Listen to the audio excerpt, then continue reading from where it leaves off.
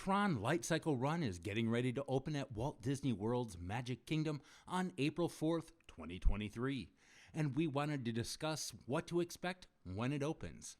What's up, everybody? It's Nick with Who Dat Travel. There's always excitement about a new ride, and this ride has been almost 5 years in the making.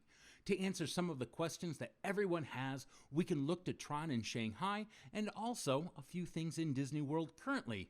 So let's go take a look. The first point that we're going to look at could be a very big discussion point when the ride opens, and that is the unique light cycle motorcycle style vehicles.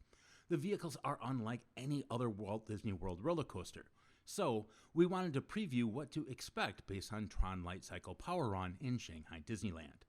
First, let's start with what Disney World officially says about the ride vehicles, and that is, the seating and restraints in this attraction may prohibit guests from certain body shapes and sizes from riding.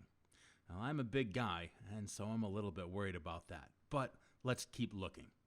Although the Tron Lightcycle Run ride vehicles are unique for Disney World roller coaster, there is a restraint system in use at another Walt Disney World attraction that is similar to the Tron restraint system, and that's going to be Avatar Flight of Passage. Both Tron Lightcycle Run and Avatar Flight of Passage utilize a restraint system that presses against the rider's back and secures the leg via a calf restraint. In the Flight of Passage vehicles seen, we can see that the back restraint lifts into place, which is indicated by the red line, and a calf restraint swings into place, and that's indicated by the yellow line that you see. Much like this, a back restraint will push down on the riders of Tron Lightcycle Run, and a calf restraint will swing into place to secure the legs. Let's take a look at a ride vehicle photo op at the 2022 D23 Expo to see a closer look at the restraint.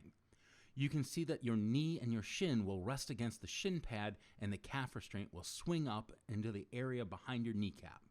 Then there's also this large portion that comes up around the back. Both the Flight of Passage and Tron Lightcycle Run restraint systems are very similar, and each has its pros and cons. Now, I do hesitate to say that if you can ride Flight of Passage, that you can ride Tron Lightcycle Run, but it's probably pretty close. While the vehicles are similar, they are not exactly the same, and while one vehicle may work perfectly and fine for you, there might be something unique about the other vehicle that prevents you from riding. That said, there is a big pro for Tron Lightcycle Run. It is an accessible vehicle. Guests who cannot fit in the light cycle, and guests that need an easier vehicle to access, or guests who simply want to ride in a more upright position, can use the accessible vehicle that we are showing right now. The accessible vehicle allows you to ride sitting straight up like a typical roller coaster and has a completely different restraint system than that of the light cycle bikes. As you can see, the restraint system on the accessible vehicle is more of a traditional individual lap bar. Not every train has an accessible vehicle, but some do, and they will allow even more guests to experience Tron Lightcycle Run.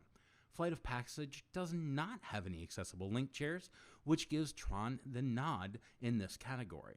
We're not sure why Disney didn't include an accessible vehicle at the back of every train, and anticipate that there will be a bit of a longer wait for an accessible vehicle in Magic Kingdom.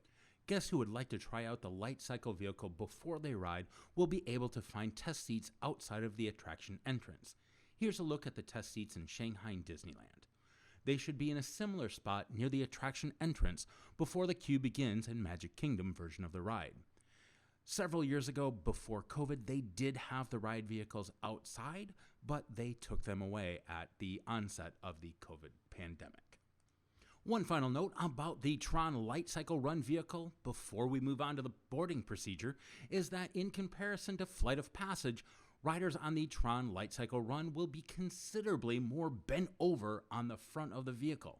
On Flight of Passage, riders only are slightly pitched forward, maybe 10 degrees or so.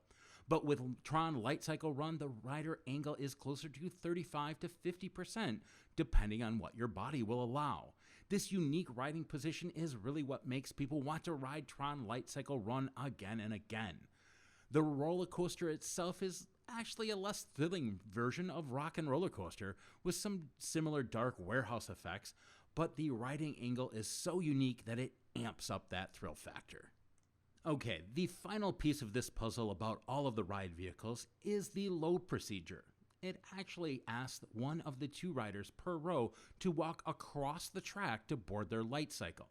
Combined with the unique ride vehicle, the load system will likely require a bit of a learning curve for the Magic Kingdom guests. When you're given a row number, there will actually be 2 lanes for you and your riding partner.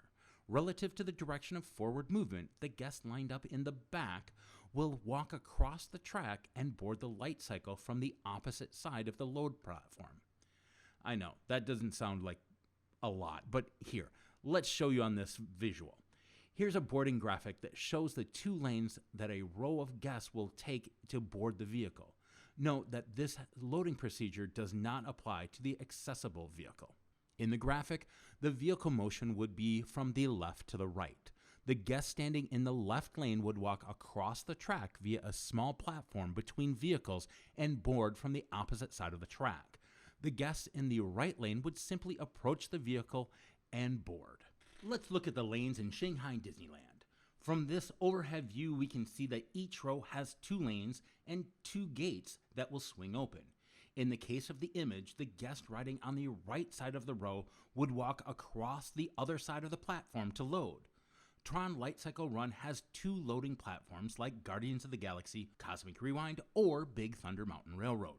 Here's a closer look from row 1. The direction of motion is from left to right. That means that the guests in the lane that goes to the right will have the easy boarding on the right side of the 2 light cycle bikes, while the guests on the left side will cross the tracks. They will still ride together, don't worry about that. And to let you know where to stand, there will be different size hexagons represented for each traveling party to stand on. Here's a closer look at the small platform that allows the left rider to walk across the tracks to the opposite side of the load platform to board the light cycle bikes on the left side of the train. When exiting the train, guests will have to walk back across those tracks to unload. As shown before, there will be arrows that will direct you how to load onto the light cycle vehicle and should be relatively self-explanatory. Now that you know how to get actually on the light cycle, well, let's talk about how you're going to get into the queue. Well, of course, Disney World has announced that a virtual queue boarding pass system will be used for the opening of Tron Lightcycle Run. This means that a traditional standby queue will not be offered in its opening months. For details on how this virtual queue will work and what times throughout the day boarding passes will become available later, well, those haven't been announced yet. But for other virtual queues that we've seen at Disney World, guests have had 2 daily opportunities to secure a boarding group at 7 a.m. and 1 p.m. In the past, we've also seen a 3rd virtual queue opportunity for guests with extended evening hours access. But we'll find out later if Tron Lightcycle Run will actually qualify for this exclusive opportunity. Of course, to get on all of this, you will need to download the free My Disney Experience app in order to try for a spot in the virtual queue. The other way that you'll be able to get on Tron Lightcycle Run will be the Lightning Lane, or the pay-per-ride version.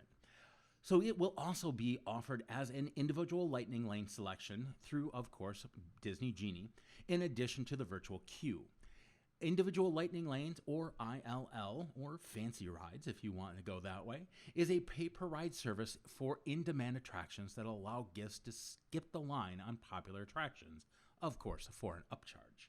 Now, we have not had any indication if they're going to remove Seven Dwarfs Mine Train for this, or if they will have both of those be a Lightning Lane option. And what may be one of the largest changes that, I know, we're kind of doing this all backwards. Before you even get into queue, you've got to do something else, and that is actually put all of your stuff in a locker. For the first time in a US-based Disney park, riders will be required to use lockers for larger items before boarding. Disney Parks Twitter confirmed this rumor after months of us all wondering how to secure such things as phones and backpacks while we are riding this motorcycle style on Tron Lightcycle Run. Now, Disney's Twitter did put out a video on this, and let me kind of walk you through it here right now. Now, as you saw, the riders will be able to use those Tron lockers via their Magic Bands or park tickets. While it isn't explicitly stated, it can also be assumed that the Magic mobile tickets on a smartphone device will be able to activate those lockers as well. Just to go back over this again, it has also been confirmed as well in the video that there will be limited storage on the Tron Lightcycle itself. The yellow highlighted area in this picture shows a normal sized iPhone. Now the sizing hasn't been specified for the storage compartments, so we are not sure whether it is a standard iPhone or the iPhone Max larger size. Although the storage unit seems large enough to fit most smartphone devices and small medical bags, we do hope that they have actually paid attention to the large phones here, since those are so popular in the parks and for just regular carrying around. So that wraps up everything that you need to know before you go on to Tron Lightcycle Run. So as we get more information and we actually get to ride it ourselves, I will do a review of how a big guy actually fits in those seats, and overall we will tell you as much about Tron Lightcycle and your best chances to ride it coming up. So if you want to get those videos, definitely subscribe to the channel and hit the bell to be notified when I release new content. And as always, if you like this video, please give it a huge thumbs up and smash that like button if that's what you're into. With that being said, I hope everybody has a great day, and we'll see you real soon. Thanks, everybody. Bye-bye.